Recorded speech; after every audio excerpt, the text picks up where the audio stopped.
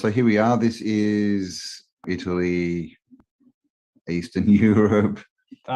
This is the yellow-blue country. I don't know if we're allowed to mention the name.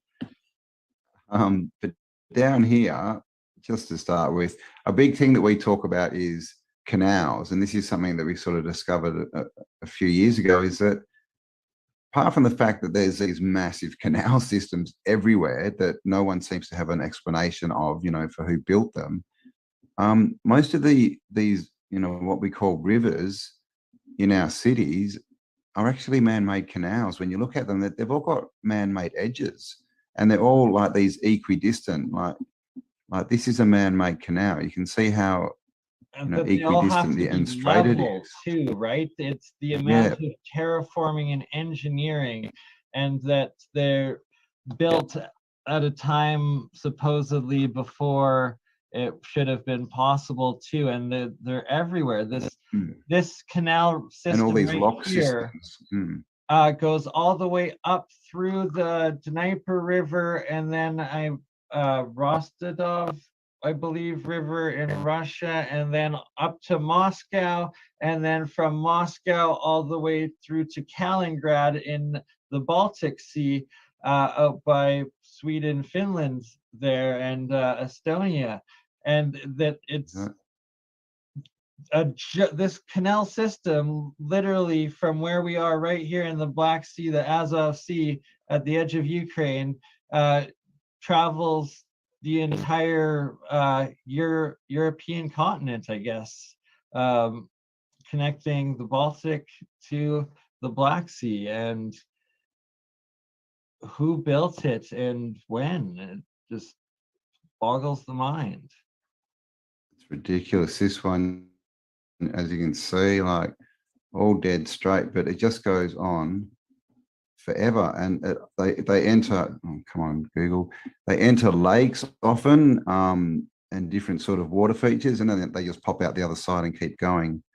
Oh, come on Google, it's not being nice, but you can see it coming all the way down here, and it just keeps going. And this, when you look at it, this is a massive infrastructure. It's huge, the amount of territory it covers. And they're just going, winding through all this farmland, nothing around them. And as you can see here, they have these lakes, and they'll come in one side down here, and then they just pop out the other side. So this was a fully integrated system, of water. And, we don't know, but we think that the water was something to do with, the power, the electricity or something, or at least, the frequency. Obviously water is current, right? But just like electricity, but you see them connected up with the stars. Trade too, right? That they had these full water highways across the entire world that they had built at a time that they shouldn't have been able to even measure the ground to be stable to do it. Like it's crazy. It is. Now look at this. So this is, can you see the imprint here of this star in the ground? 100%. Clearly we have the imprint of another star for it. So just sitting there, and so this is just been leveled, and they've just built a farm on the top of it. But we see this a lot, these foundations showing through. And there's more along this line. So you can see, imagine how old that is. It's almost not there anymore. And this is there's a wall that connects all these, that goes along next to this man-made canal system. So, we're finding all this stuff, and it's all connected. Here's another one, right? Like this imprint of this star, and they've just built a farm over it. But that's clearly a star, what they want us to think is a star fort. Just the foundations of it. And if we come back, you can see there's a line of stars here, but we'll get into this wall as well.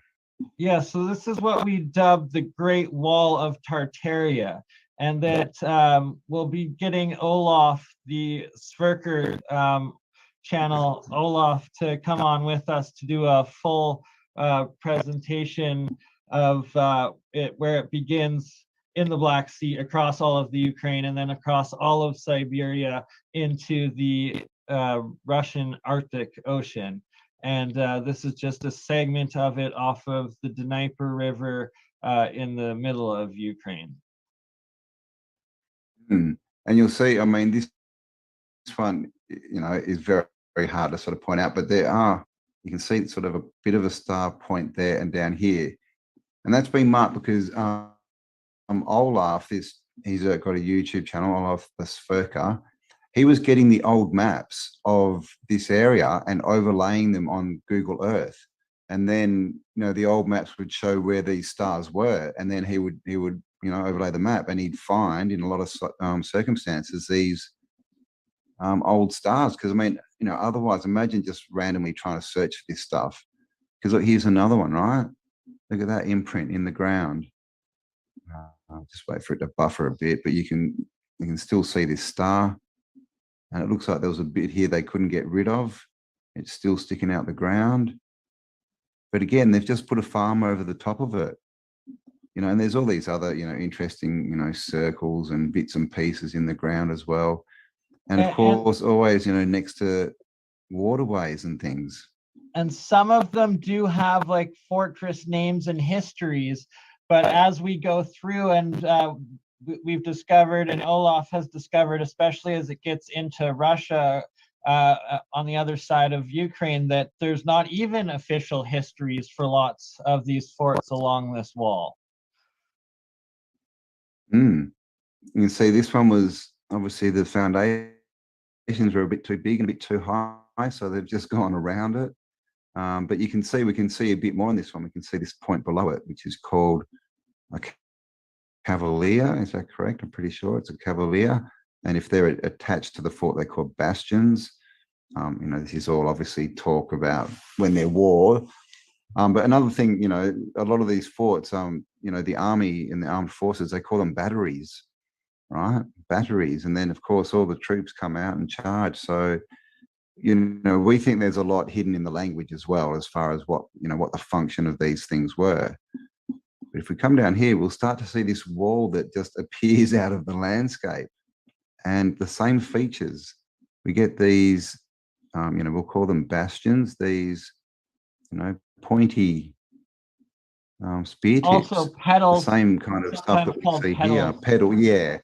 Petals is probably better. That's what Olaf is calling them. You know, petals is much nicer, right? Much and less they're the violent. exact same shape and wall as, for instance, the map that we showed of New York City, the Wall Street, that wall. This is the same identical infrastructure petal bastion wall that is Wall Street, yet it's the other side of the world, and no real official history of what the wall itself was or when it was built.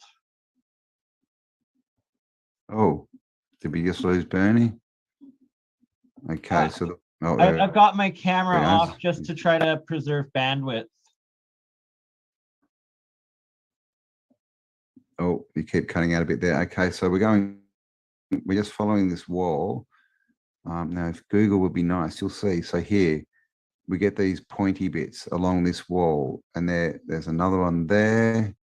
They seem to be pretty equidistant, and like Bernie was saying, these are the exact same features we see in all the star cities, and we saw in that picture of New York on Wall Street, like the wall that surrounded New York, or New Amsterdam at that point, was this exact same kind of wall.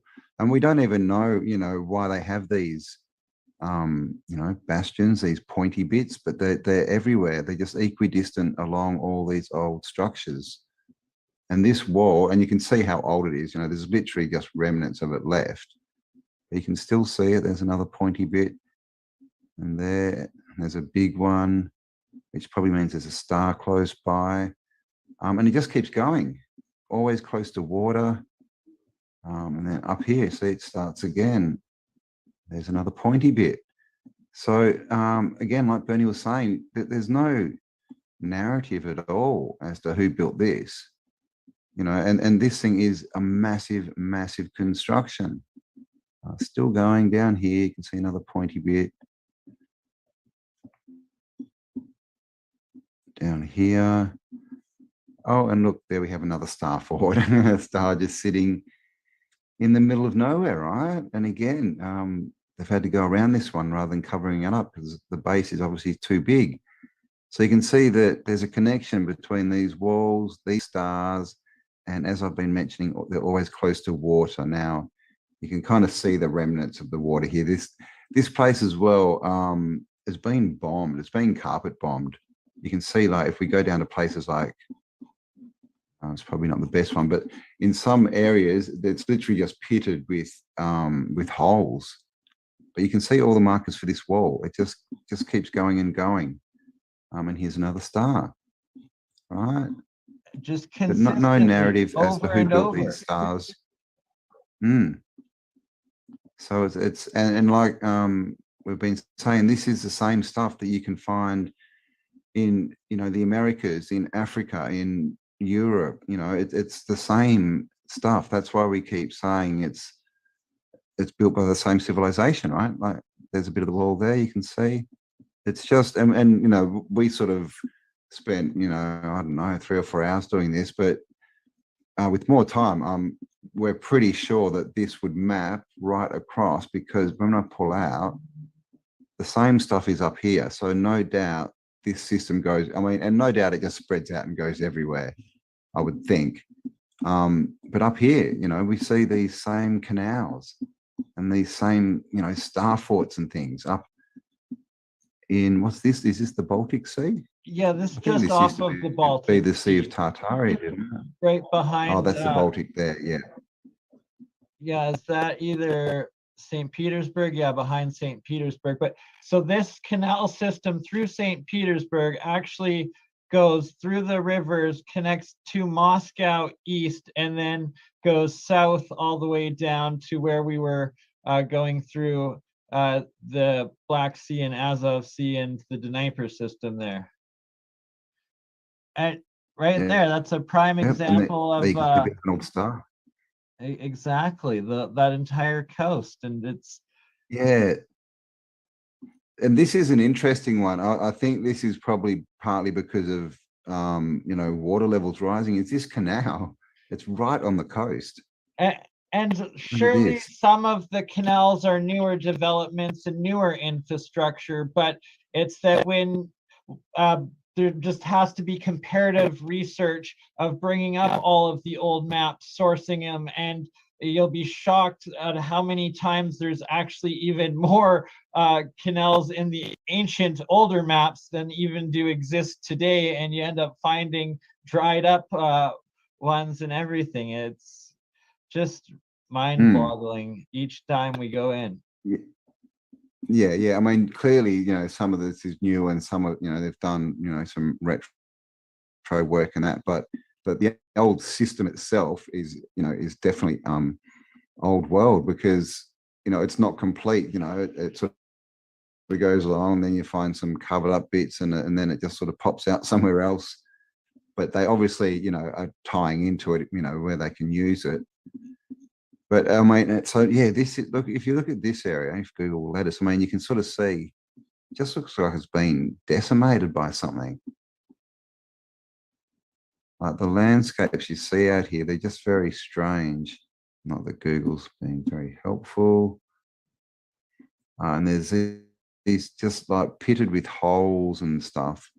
Like down here, you see all these just sort of random kind of holes, and they're just sort of everywhere. So it looks like this whole place was literally bombed out. You know, like, I mean, look at this landscape.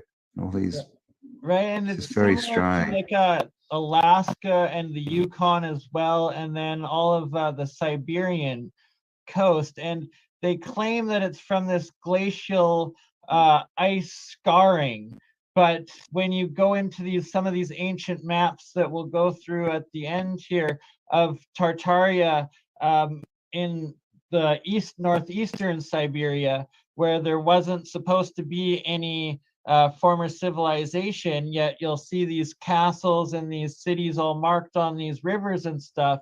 And then when you go through on Google Earth, it just looks like these massively blown out, bombed out former ruins and war zones. It really does, and Google's not eyeing on that. Let's have a look. But this kind of stuff, just these kind of random, you know, holes everywhere. It's just all over this region, but also these lines in the ground. I mean, that could be a road, but look at this. This looks like a big foundation of some kind of big building. And even when we come in on these cities, we get this look where they all kind of splay out from a centerpiece. And that's another thing, is all the cities, they seem to be laid out in the same way. There you go. So make sure you subscribe, share this around, guys. Stay awesome, and we'll talk to you all on the next upload. Bye for now. Every city basically was a star city. It had these stars around them, but they were all walled, but also somatic shapes. These are the moats, we're told, right? Because we're all taught that castles and, you know, were these square buildings with a moat. But when we can see them from above, there's these intricate somatic patterns, and clearly you can see why we call them star forts, because they look like stars. So here's one in Portugal, one of the star forts, the huge amount of terraforming around it. Amazingly, this one is still in pretty much pristine condition compared to the destruction of most of the ones you find today. Piano notes. As you can see, these are all somatic. A sharp, B, C, and they're all these somatic shapes. These are cathedral windows, this line here. These are, you know, rose windows, they're all in cathedrals. And these are somatic patterns, which are created through frequency, so either harmonics or intention. Down here we have, this is our DNA, so these are fractals or somatic patterns of our DNA. This is what we get when it's good intention. We get these perfect, you know, geometrical shapes, and when it's bad intention, we get this goop. So this is like a polluted river, and this is like a clean river. And so if we tie this back to the cathedrals that have got these windows, and they're connected to the ether with all these spires, and then what else do we have in cathedrals but these things called organs, right? And we have these things called organs in our body, and we just, the DNA, you know, somatic is the same as some frequencies in these windows. So what this is all looking like is these are you know, healing factories, or not even healing, wellness, I guess, just to keep people well. They're pumping out frequencies. You can literally Google any city of the old world from the 1600s and back, and it will come up in these star fort shapes, and every single one is like Venice, and there's canals everywhere. Those were the highways of the time, but they were also so much more, with all of like this hidden technology, infrastructure, and buried history. And you can see this one again, always these big cathedrals in the cities, but here's one of the stars, right, or batteries attached into the wall. And there's even another one of these more sort of irregular shaped ones out here, but they always have these stars attached, you know, to these star cities. And again, the canals, and you know, you can see this is a big iron kind of thing as well. But the thing is with water's free energy. You know, you float a boat, you use the current, right? The current. How about the water wheels? What are water wheels? Water wheels are harnessing electrical power. Electricity just as much as it was the physical power and mechanical power that they used out of it. What's to say that windmills and water wheels weren't actually generating hydroelectric and wind power a few 500 years ago? This is a drawing. This is New York City, right? Battery Park is because this is what was there, a battery.